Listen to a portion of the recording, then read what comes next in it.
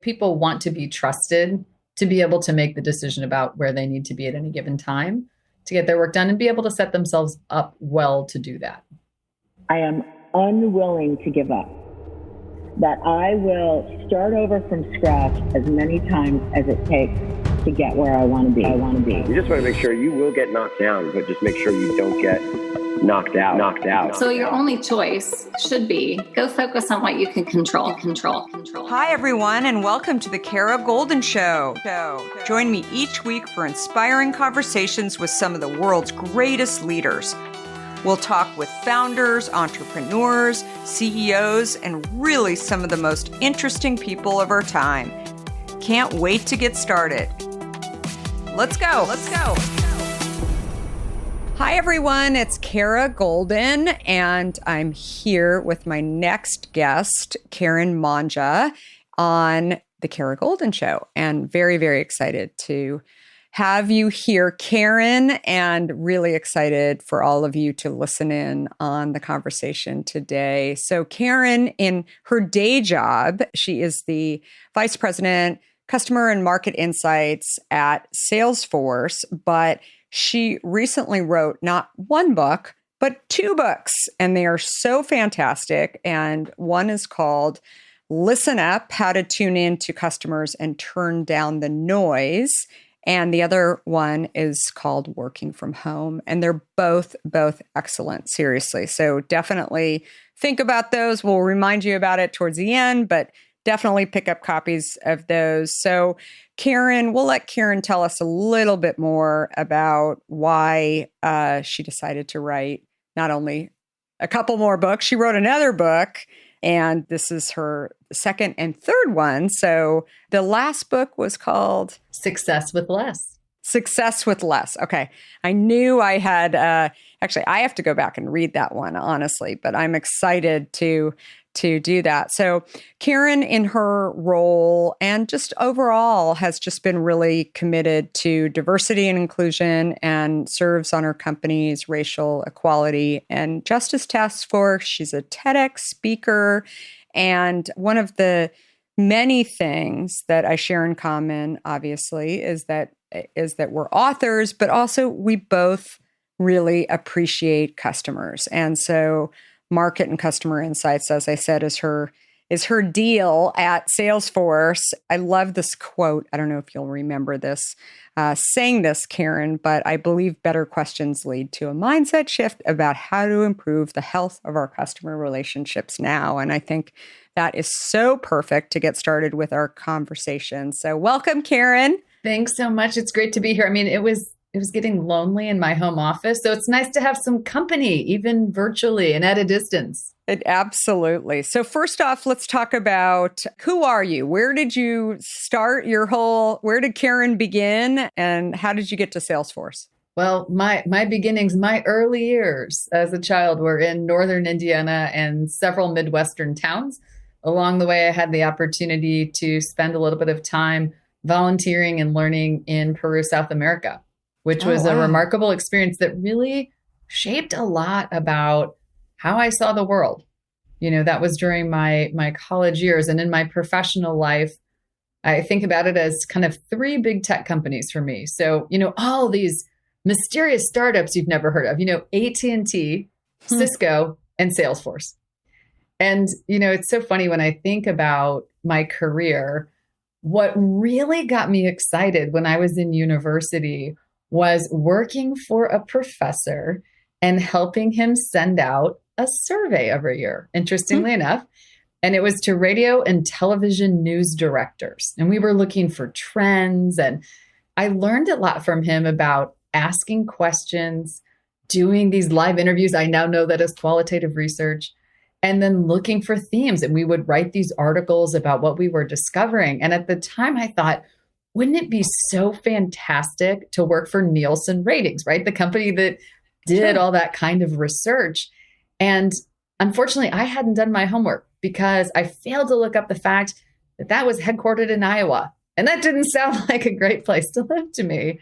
And what was so interesting was I kind of put that on the side. And ultimately, if I look at my career with customers, And doing customer experience work, the core of that, it is about that first job that I had for that professor that I loved, which is asking great questions, listening deeply for the answers, and looking for those hidden themes. It's so interesting. My first job out of college, I should say, not my very first job, was working. I wanted to work in journalism and I wanted to work for Fortune, but didn't get a job there. But I got a job in the building at Time, and the role was an executive assistant in this thing called Circulation. I had no idea what Circulation was, but I was just excited to work for, this premier magazine. And what I learned at Time in Circulation has sat with me and helped me for years, because Circulation is at a sort of short level, it's the blow-in insert cards that fall out of magazines that are so annoying. But the analysis that I got to hear early on and become involved in around what do consumers respond to on pricing and what words and what colors and all of this stuff. And I now, over 50% of our business at Hint is direct to consumer. And so while I don't run that team on a day-to-day basis, there's so many of these things that I look at and think about, that first job. And what I really loved about it and what I was learning about the consumer. So I have another thing in common with you about that. So you had that role, and then what next? Yeah, so I started my career in project management at AT&T. And, my thought process at the time is, won't this be great to work for a big brand, a known brand that people have heard of? And my thought at the time was, it's a great opportunity to probably have a variety of jobs without moving to a different company. I could see this as a place where I could build a career. And it was fascinating because my move from project management to sales is absolutely, utterly unglamorous. I'll never forget the time when my boss called me into his office at the end of the day. And I had that feeling in the pit of my stomach, like when you're in school and you get called to the principal's office. I was like, I'm either in trouble or I'm getting fired. So I sit down in his office. It's like 5:00. He walks in nonchalantly carrying this mug of hot tea.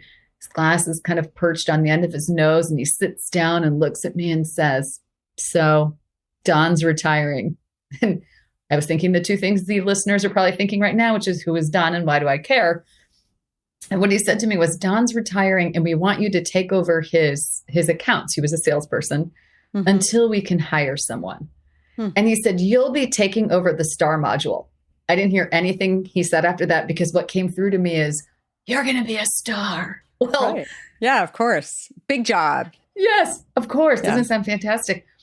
And as I called the 100 customers that were on the list, one agreed to see me, one customer out of 100. And I prepared like you read about. I mean, it was a textbook preparation for a sales call, the good suit, the whole deal. It's about the time when I roll up into this abandoned looking office park and I walk inside and see this dilapidated office furniture that it kind of hit me. I think STAR must have stood for like small, troubled, and risky, right? No one else wanted these customers. Right. So I go into the conference room, I sit down, I'm wearing my interview suit. It's the only one I own. And I pull out this manila folder and I hand out these proposals I've prepared. And then I proceeded to read the proposal to the customer. I mean, every single word. And I won the deal. And I marvel at that now. And what I've come to understand, and this is, a theme I talk about in Listen Up, is I truly had a beginner's mind. I mean, I had never done a sales call before. I'd never called on the customer. So I asked them questions and I truly heard and internalized what they were saying, because it was the first time I was hearing it. And it took later into my career and, losing some deals and leading big sales teams to discover truly what a gift it is to ask a question and pretend like you've never heard the answer before, so you can hear what the customer's truly saying. So interesting. So then how did you get to Salesforce?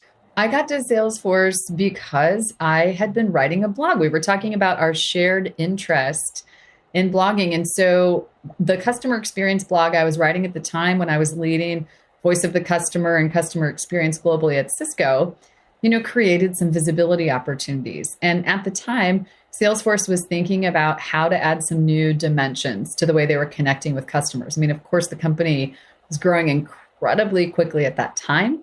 The nature of who the customer base was changing very quickly and starting to divide a little bit between, people who used the product from people who developed, using the product or developed features around the product from people who were the influencers and decision makers tied to, are we going to spend money with the company?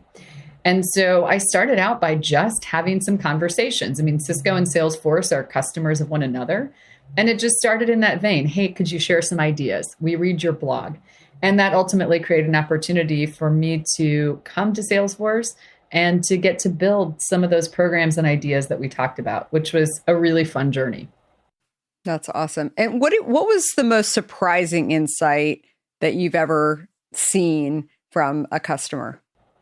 What's most surprising to me is when customers will highlight something to us that it sounds so simple and so obvious, and yet it's something that we're not doing. And, that can play out in a range of ways. I mean, one that comes to mind is, very simple aspects of how we integrate what we're doing, into our customers' workflows, or even just some of the use cases that our customers have highlighted to us through the years. We're thinking about something that's very complicated. And really, sometimes the needs that we're solving for are something that are very simple, but are easily overlooked. And what I like about this opportunity to connect with customers and hear about their vision for the future or their challenges or how they're trying to disrupt is sometimes within that, you'll hear just a signal of opportunity that you think, wow, how did we not think of that?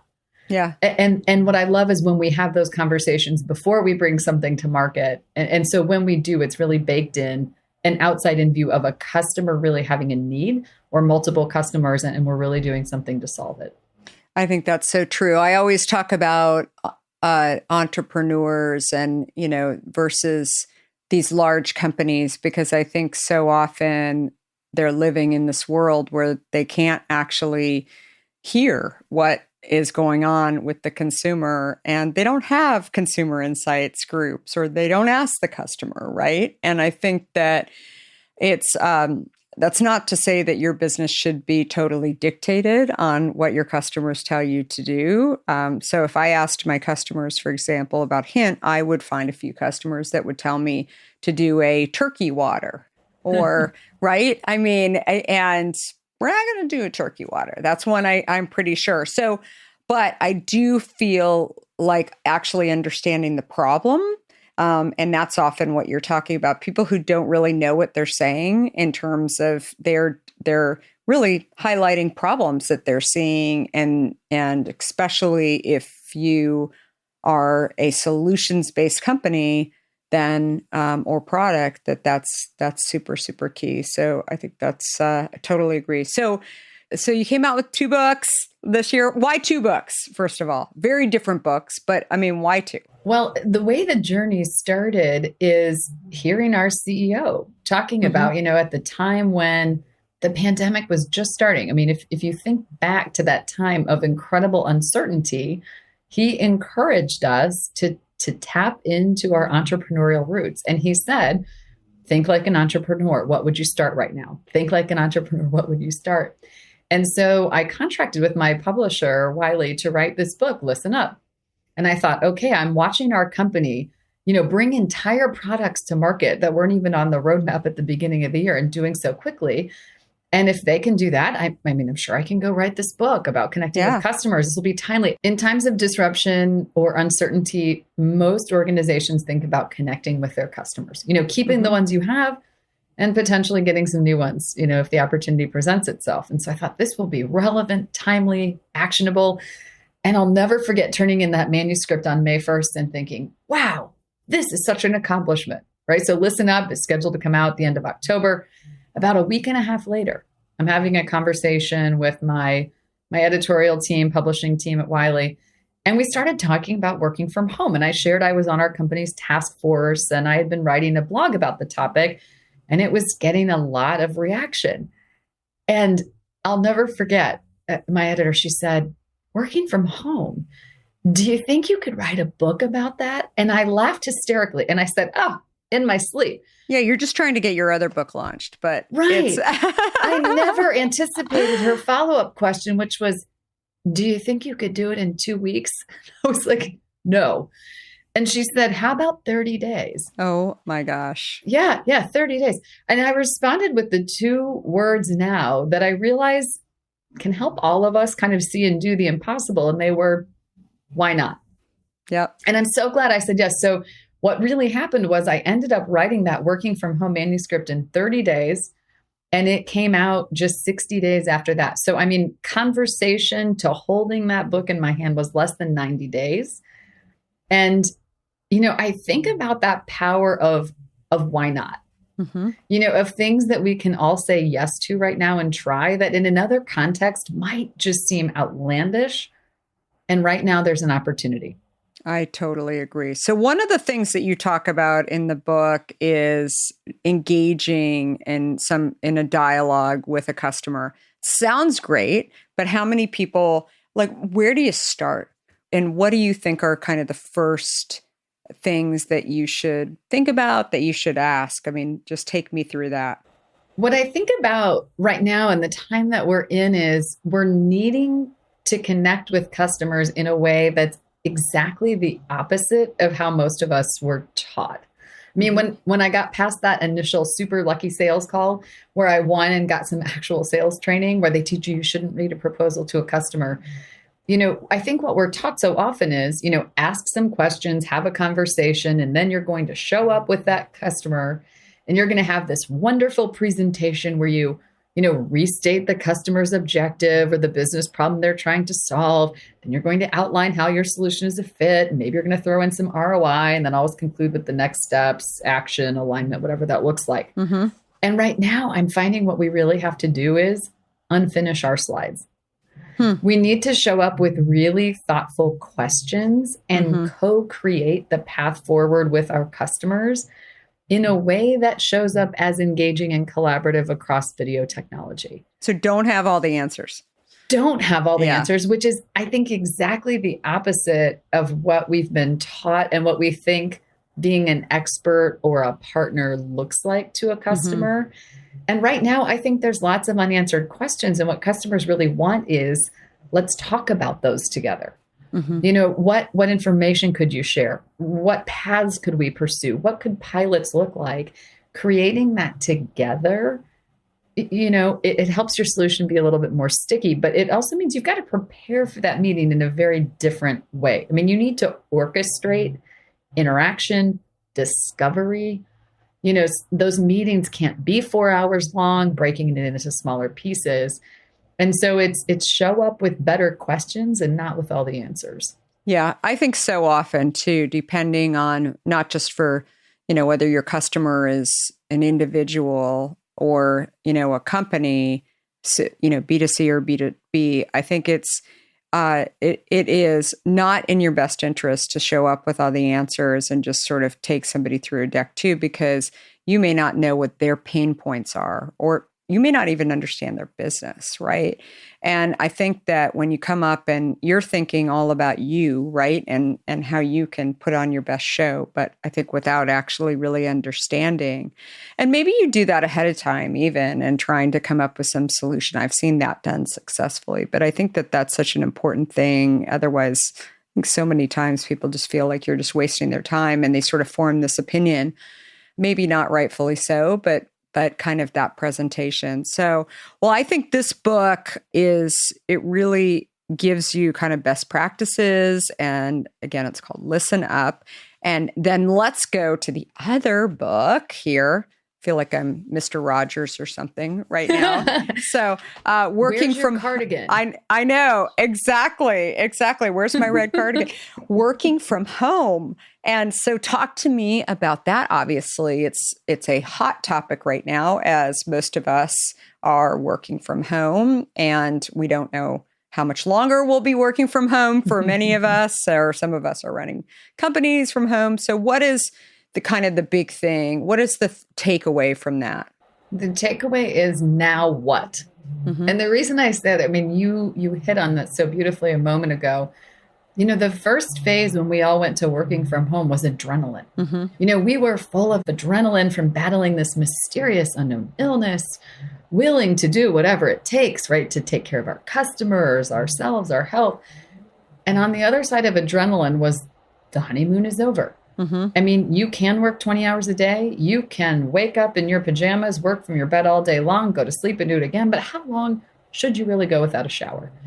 And then that gave way to how long is this going to last? You said that a moment ago. And what I hear within that is the question people are really asking is, how do I live and work in a sustainable way, especially now that this is becoming more permanent than I might have thought? And, what I encourage people to do is just either individually or as a team or an organization, just take a brief pause and ask yourself a couple of very simple questions. The first is, what's working? We all implemented some strategies, by happenstance or on purpose that are playing out well, that are working. What's working? Next, what is not working? And then the last one for me is, what is the smallest task or thing or strategy that we can give ourselves permission to adjust? And for some people, it's the finally coming to the realization that that antique dining room chair is not comfortable. You have back problems and you should not sit there anymore. Yeah.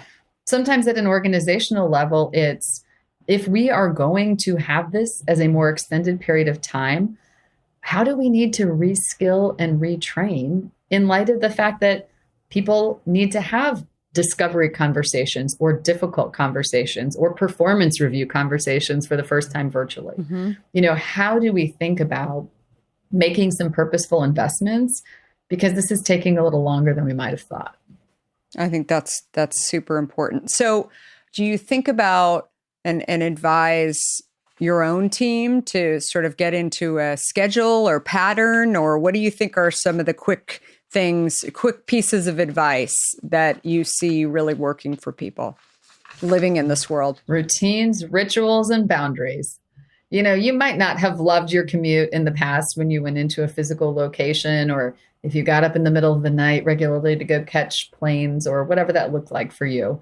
The reality is you had a routine that signaled to your brain and to your body, we're getting ready to do work now. And that's a specific mode.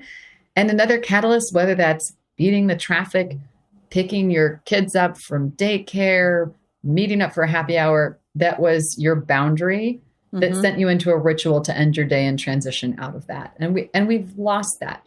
And so I encourage people to be thoughtful about what is the 5 to 10 minute maximum go to work and leave work ritual that you can put in place for yourself.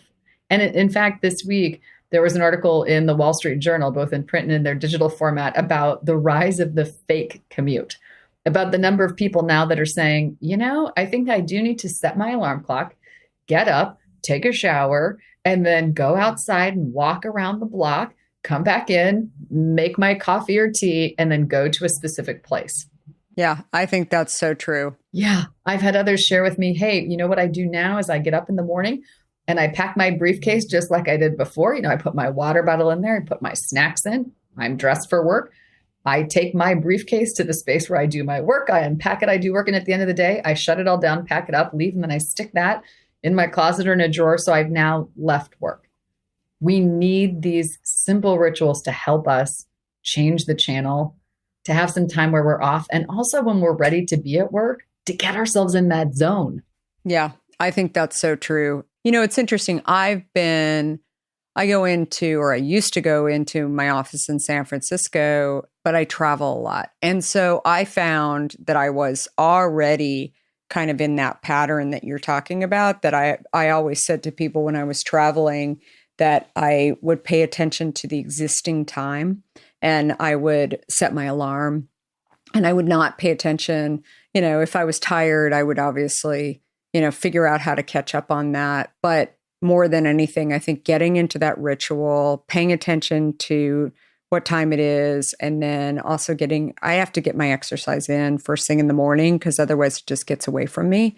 And, stuff comes up every day that I didn't know I was doing yesterday. And so I think that really allowing yourself to kind of get outside and get that experience or, however you do that, I think is so important just to kind of set your mind in the right direction. And then, also I feel like technology too, upgrading your technology, because technology not working is really stressful, right? And figuring out how to get, it better. Because I think I have 4 kids who were all doing school.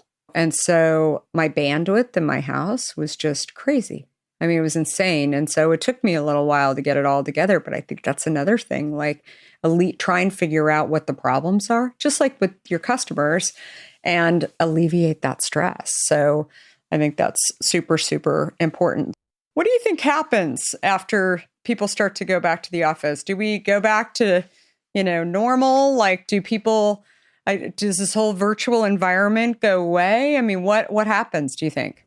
Well, I believe we all have become authors in the past 6 months or so, and we've written a fairy tale together, and it goes something like this.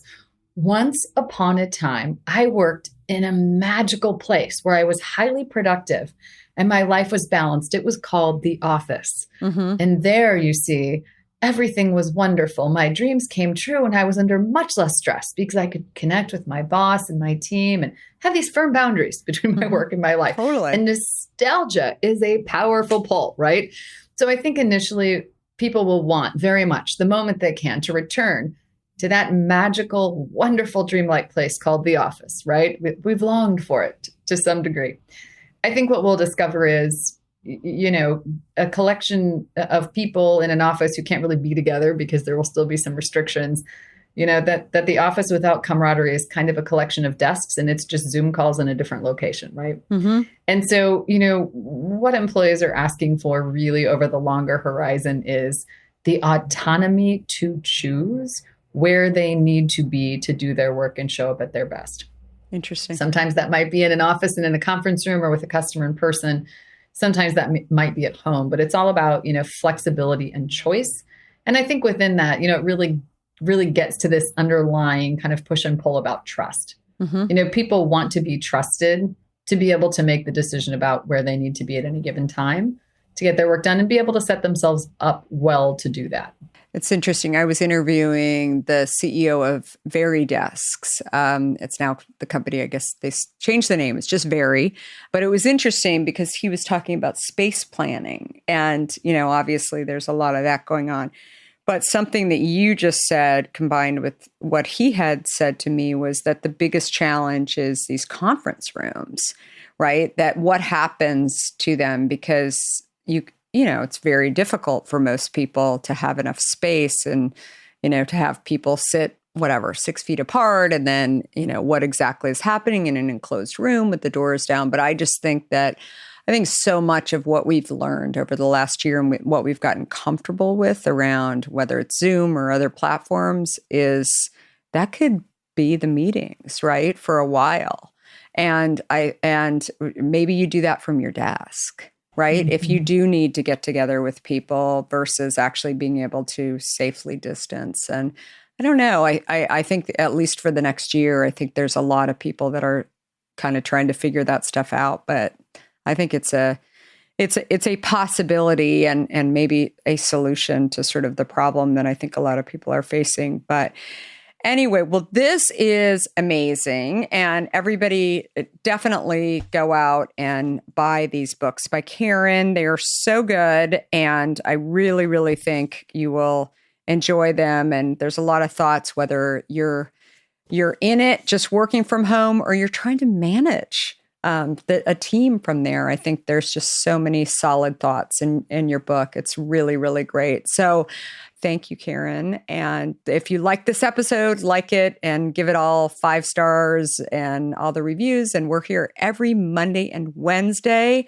with lots of great founders, CEOs, and authors that are giving tons of topical information, and have a great week. Thanks so much. Before we sign off, I want to talk to you about fear. People like to talk about fearless leaders, but achieving big goals isn't about fearlessness. Successful leaders recognize their fears and decide to deal with them head on in order to move forward. This is where my new book, Undaunted, comes in. This book is designed for anyone who wants to succeed in the face of fear, overcome doubts, and live a little undaunted. Order your copy today at undauntedthebook.com and learn how to look your doubts and doubters in the eye and achieve your dreams. For a limited time, you'll also receive a free case of hint water. Do you have a question for me or want to nominate an innovator to spotlight? Send me a tweet at Kara Golden and let me know. And if you like what you heard, please leave me a review on Apple Podcasts. You can also follow along with me on Facebook, Instagram, Twitter, and LinkedIn at Kara Golden. Thanks for listening.